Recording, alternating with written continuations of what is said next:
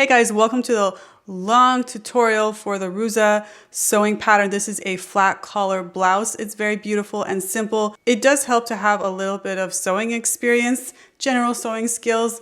There are YouTube videos for every little thing that I talk about, like applying buttons, making buttonholes, things like that. But I tried to be detailed. This video is only going to be about the garment construction. I made a video for all the prep work, so you can check that out in the description below. There's a link to it. If you want to know things like how much fabric you'll need, your size, things like that, it's in that video. So check that out. It's really important. I usually, when I first started out, skip that part. So don't skip that part, okay? So if you just want to see how it's all constructed, check out this video. So without further ado, let's go. Parts of the blouse. Please take the time to familiarize yourself with all the names of the parts of the blouse. I will refer to them by these names in the instructions, so it is really important to know which one is which.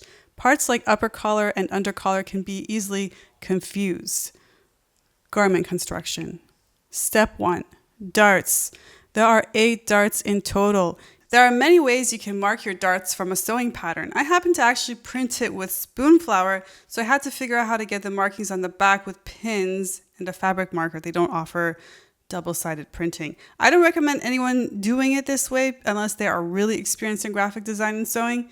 So if you are doing it the regular way, just take your sewing pattern and mark on the back. Use the dart markings to pinch the fabrics right sides together, making sure with a pin that the markings are aligned.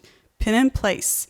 This part actually took me a long time because I want to pin it accurately. Also make sure that the pins are downwards to the left, starting from the widest part because we will sew in that direction. It is safer that way and easier to take out the pins. I had to flip the contour darts to pin on the other side. Sew a regular straight stitch starting from the widest part of the dart.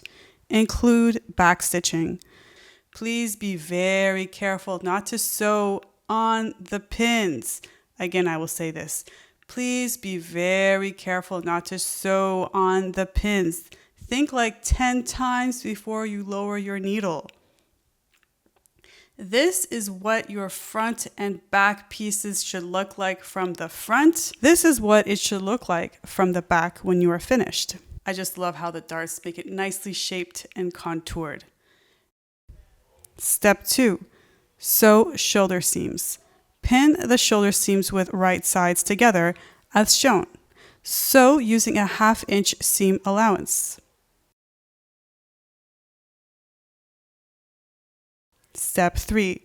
Iron placket and interfacing. You may have noticed that I already ironed the placket line. Please be sure to familiarize yourself with the names of these notches. It's really important. Take one front piece. Fold along the placket line with wrong sides together, using the notches as a guide, and press. Insert the interfacing inside the placket, ensuring the glue side is facing the wrong side of the fabric. Make sure the interfacing does not extend past the fold line and trim it so it fits with the length of the placket. Press to fuse. You can use a spare fabric on top for better results. Fold the placket along the fold line to the inside and press. Repeat for the other front piece. Step 4. Sew bias tape to upper collar.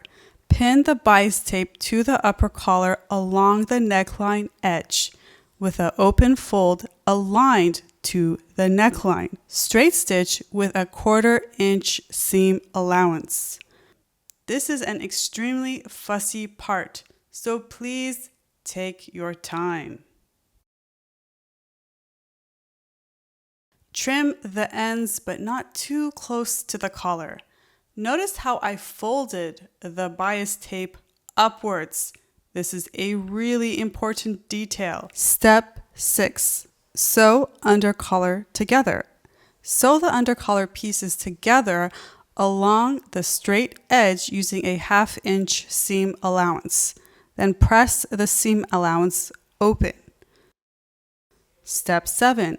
Sew upper collar and under collar together. With right sides facing, sew the upper collar and under collar together along the outer edges. Again, I want to emphasize here, your bias tape has to be folded upwards before you begin to sew on it, leaving the neckline open. Use a 1/2 inch seam allowance. Don't go all the way. Stop somewhere close to the center, then start at the other side. This is to make sure that the ends are exactly aligned.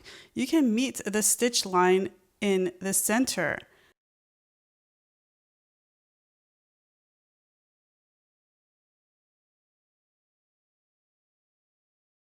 Step 8.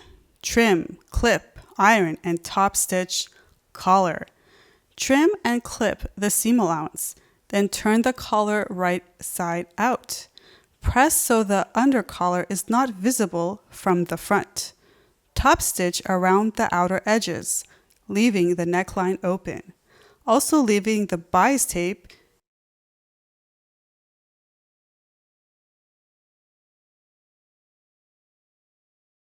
using an 1/8 inch seam allowance.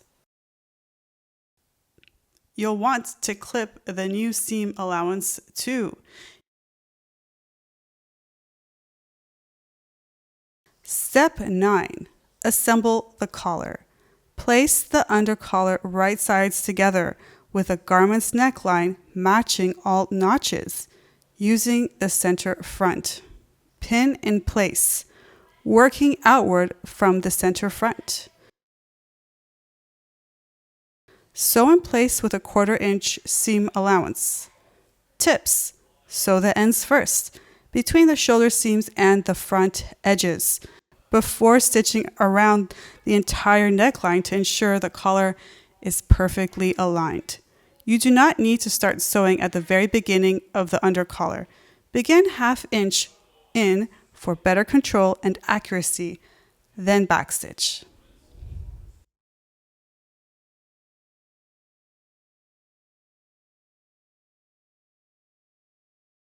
You don't need to sew all the way to the end here.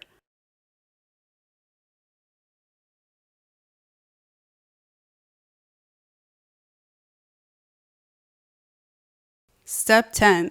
Clip seam allowance. Clip only the seam allowance, especially along the curved areas. Be careful not to clip through the new stitching. Step 11. Finish top of placket. From one end where the crease of the fold line notch is, fold the placket back with the right sides facing. It should extend on the bias tape. The placket line should still be folded inwards. Stitch straight across the width of the placket using a 1/4 inch seam allowance.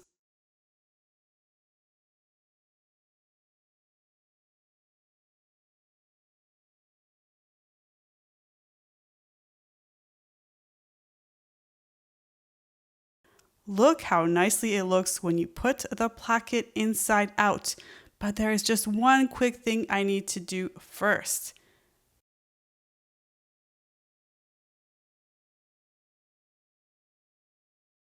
Step 12. Clip diagonally at the placket corner on the opposite end from the bias tape, making sure not to cut past the new stitching. Step 13. Turn the placket right side out. Repeat on the other side.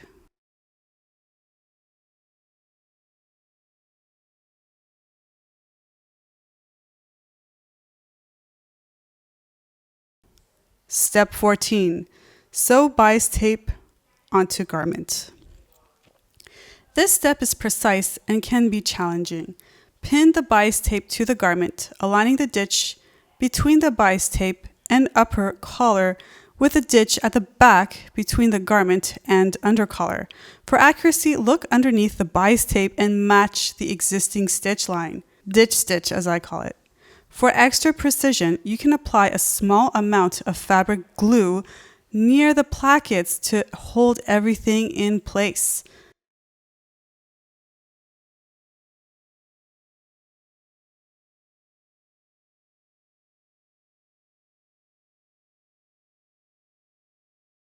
Stitch an 1/8 inch from the top edge of the bias tape onto the garment. Start between the shoulder seams and plackets first for better accuracy. Then, once secured, sew the rest of the bias tape. Again, you want to sew the actual bias tape edge, not the collar side. After it is fully secured, stitch again, this time from 1/8 inch from the bottom edge of the bias tape onto the garment. Notice 2 neat parallel lines on the bias tape. Look how nicely it is coming along. Step 15. Sew side seams. Lay the front pieces onto the back piece with right sides facing.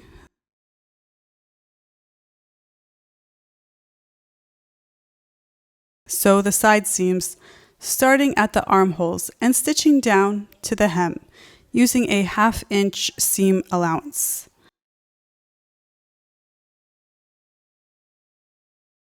Now we are going to sew the placket down with a top stitch on both edges.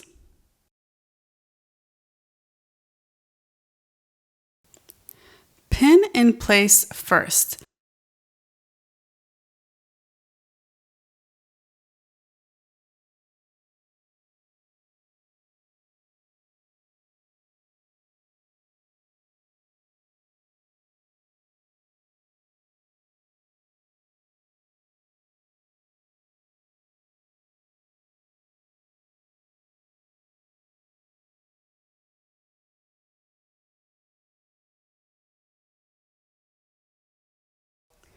Step 17. Hem the bottom. Double fold the bottom hem and press in place. Stitch along the folded edge to secure.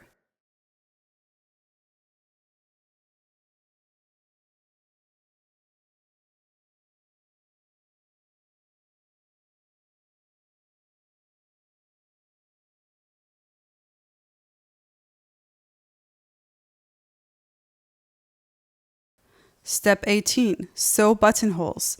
Mark the first buttonhole 1/2 inch to 1 inch below the top edge of the right placket and the last buttonhole, 1/2 inch to 1 inch above the hem. Evenly space the remaining buttonholes between these points, approximately 2 inches to 2.5 inches apart. To be honest with you, I actually eyeball this, but you can be accurate and use a ruler to make sure that the spacing is even. And you may be wondering, why am I using buttons to tape down buttonholes? Well, I just like to see what it will visually look like because that's where the buttons will come out, through the buttonholes. When it comes time to sew, I obviously take them out and sew over the markings I made. Sew the buttonholes at the marked placements using your sewing machine. Test the buttonhole settings on a scrap piece of fabric before sewing on your garment.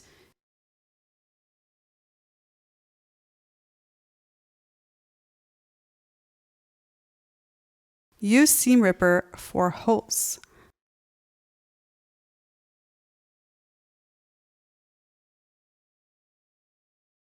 Step 19. Sew on buttons. Align and sew the buttons onto the opposite placket, using the buttonholes as a guide.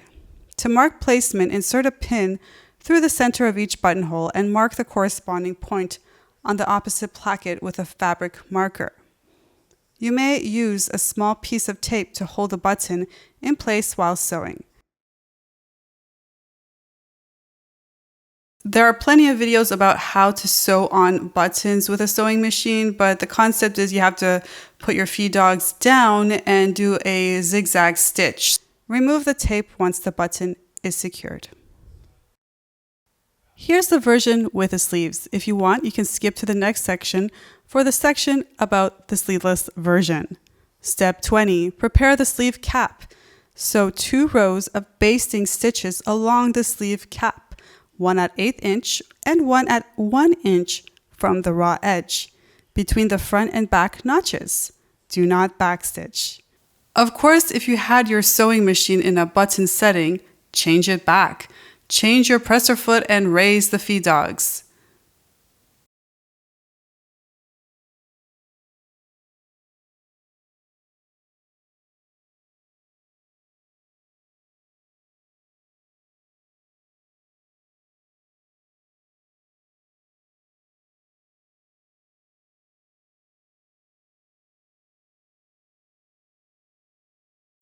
We will use these basting threads to scrunch up these sleeves.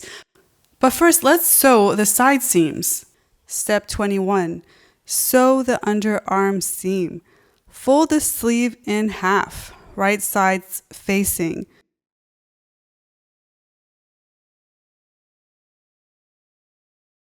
Sew the underarm seam using a 1/2 inch seam allowance. Finish the seam and press. I didn't actually press, you can if you want. I went ahead and hemmed the bottom of the sleeves. It is easier to do this now before you attach the sleeves to the garment. Step 22. Shape the sleeve cap. Gently pull the basting threads to ease the sleeve cap, creating a slight curve so it fits smoothly into the armhole. It should be scrunched up a little bit to fit. Step 23. Attach the sleeve. Turn the garment inside out and keep the sleeve right side out. Insert the sleeve into the armhole, aligning underarm seam with side seam. Notches front and back and top. Pin and distribute ease. Adjust gathers so there are very little to no puckers.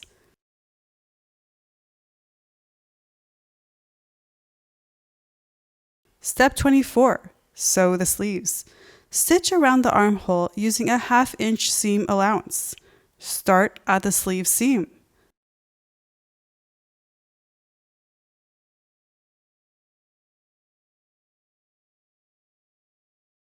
Turn right side out. Step 25.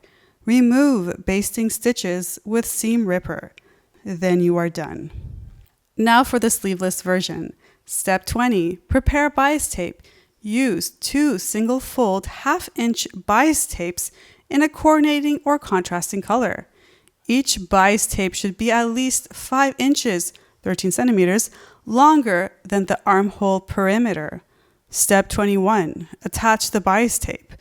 Finish one armhole at a time. With right sides together, align the open edge of the bias tape with the raw edge of the armhole. And sew using a 1/4 inch seam allowance. Start and end your stitching at the bottom of the armhole, leaving the ends of the bias tape overlapping to form a small bow. Step 22. Trim ends and raw edges. Trim the ends of the bias tape and any frayed raw edges. Step 23. Press bias tape outwards. Press the bias tape away from the armhole. This will make it easier to fold the bias tape to the inside of the garment. Notice how the bow at the end gave the bias tape a clean finish. Step 24. Tuck in bias tape and top stitch. Fold the bias tape to the inside, then top stitch with a twin needle to secure it in place. Congratulations, you are finished. If you made this, please tag me at Have a Designs on Instagram. I'd love to see what you made. And be sure to check out my website, haveadesigns.com, for more sewing patterns.